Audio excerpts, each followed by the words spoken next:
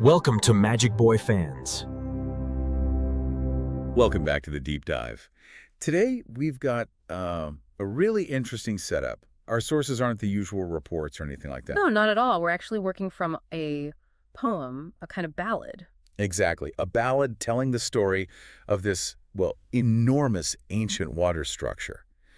And we're trying to pull out the hard facts, the engineering details, from the verses. Right.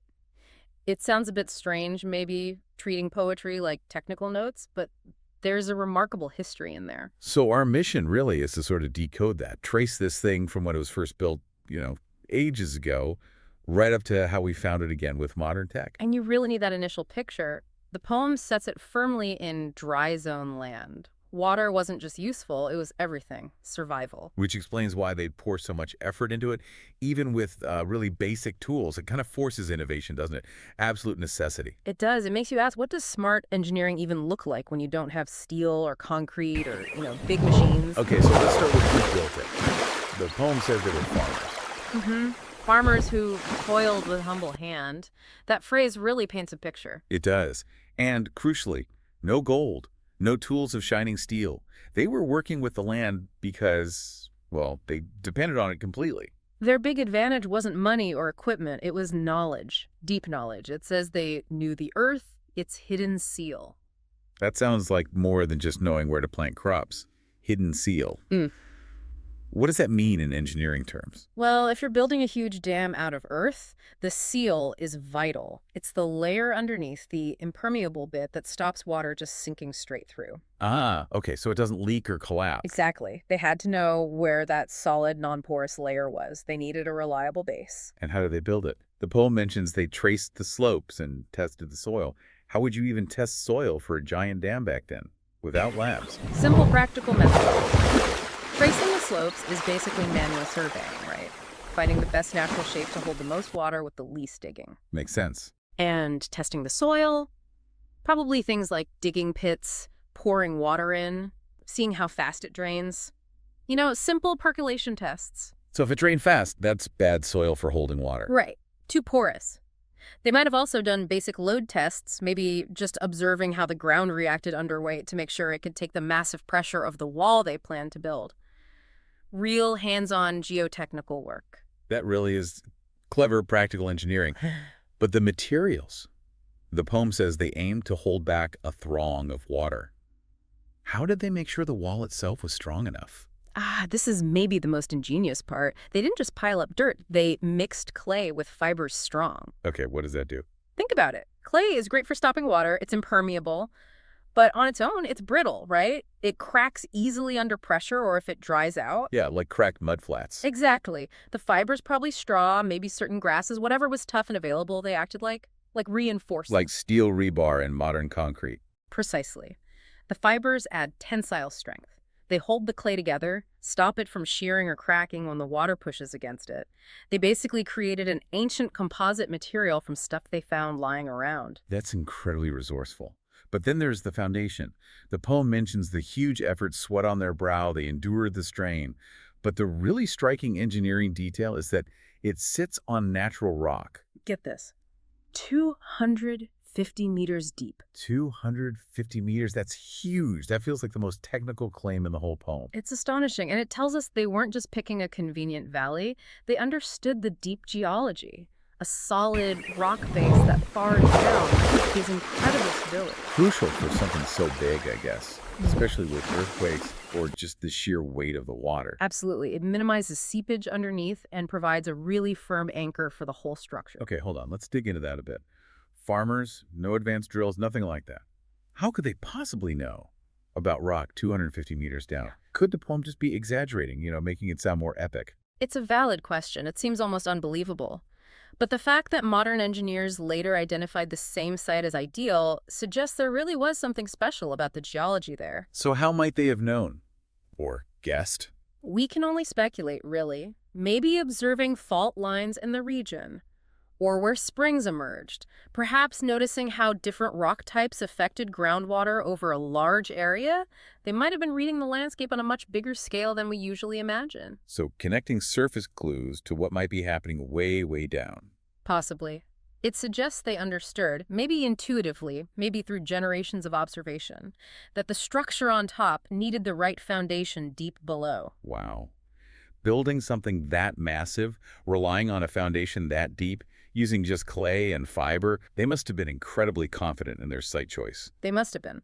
But even structures like that, built with such care, they don't last forever on their own. Earthen dams need constant upkeep. Right. If the society maintaining it collapses or the knowledge gets lost, Then the dam starts to degrade. Slowly, nature takes over. Which leads us to the next part of the story. the forgetting. Centuries passed, the world forgot. The poem says it was hidden, swallowed by plot, just blended back into the land. Yeah, it would have eroded, silted up, probably looked like just another natural hill after a while. The active memory of it, its exact location, faded. It became an archaeological mystery hidden in plain sight. Until the modern era. This is where the story takes a sharp turn, right? From hands-on building to high-tech searching. Modern men with eyes that spy. A complete reversal in methods. The original builders walked the land, touched the soil. The rediscovery involved satellites, drones, mapping from above. Looking for clues in the landscape from orbit, basically? Exactly. Using remote sensing data, algorithms looking for unnatural shapes, the kind of regular contours that suggest a massive man-made structure, even one heavily eroded. And the poem specifically mentions British engineers came to claim the perfect site for water's frame. They were looking for a good spot for a new dam project. Right. And they would have used all modern tools. Geotechnical surveys, maybe drilling core samples, LiDAR to map the terrain precisely, looking for stable ground, good catchment. And ideally, a solid foundation deep down. Precisely. And their modern, expensive surveys led them to. The exact same spot. The one the ancient farmers had picked centuries before. Right. That's incredible. It really is. And the confirmation wasn't just lines on a map. When they started clearing the ground for the new project, What happened? they found ancient bricks that never healed. Physical evidence of the old structure Good right there heavens, beneath the look at surface. this! Proof it wasn't just a Oh, coincidence. Incredible, isn't it? I thought it was mostly clay and Incredible, fiber. isn't it? What do the bricks tell us? It suggests the original structure was maybe more complex than just a simple earthen wall. The bricks could have been part of spillways, maybe outlet channels, or sluice gates for controlling the water flow. Or maybe lining parts of the dam face to prevent erosion. Possibly. It points towards a pretty sophisticated hydraulic system, not just a pond. They were managing the water, not just holding it. So you have this amazing connection. The ancient wisdom in picking the site, the clever use of materials, The ancient heart, you could say. meeting the modern ability to find it again, analyze it, and then presumably build upon it or integrate it. Yeah, the modern hands. It's a fascinating moment of, I suppose, intellectual humility for the modern engineers. Their advanced science essentially just confirmed what these farmers knew through observation and practical skill. The poem calls it a place where modern hands and ancient hearts together play their timeless parts. A perfect summary. The result, this mighty reservoir, isn't just about storing water. It represents a continuity of knowledge. Ancient labor and modern design, as the source puts it. And that's why the poem gets a bit philosophical towards the end.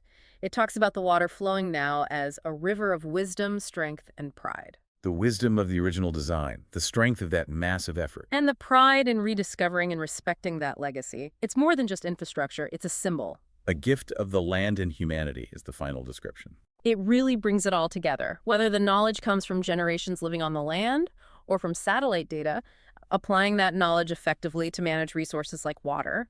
That's the real gift. Fantastic stuff. Okay, so let's quickly recap this journey through the poem. We started with ancient farmers, using smart, low-tech methods, mixing clay and fiber, Creating a strong composite material. and choosing an amazing Good site heavens, based look on at deep this. geological understanding Oh, that incredible, rock isn't it? foundation 250 Incredible, meters isn't it? down. Which seems almost unbelievable, but the location checks out. Then, centuries of being forgotten, lost to time. Until modern technology, satellites and drones rediscovered the perfect contours. Leading modern engineers right back to the original spot, confirming the ancient wisdom before blending it with modern techniques. From the humble hand digging in the dirt to the eye in the sky. A full circle. So that leaves us with a final thought for you, the listener, to consider. If this huge, vital piece of engineering, built with simple tools and deep observation, Good could heavens, vanish for look at centuries this. only to be rediscovered, Incredible, isn't it? what else might be out there? Incredible, isn't it? What other ancient knowledge, maybe about sustainable living, resource management, or even understanding the earth itself, built with immense effort but humble means, is still lying dormant, waiting for us to find it again and realize our ancestors might have known things we've forgotten?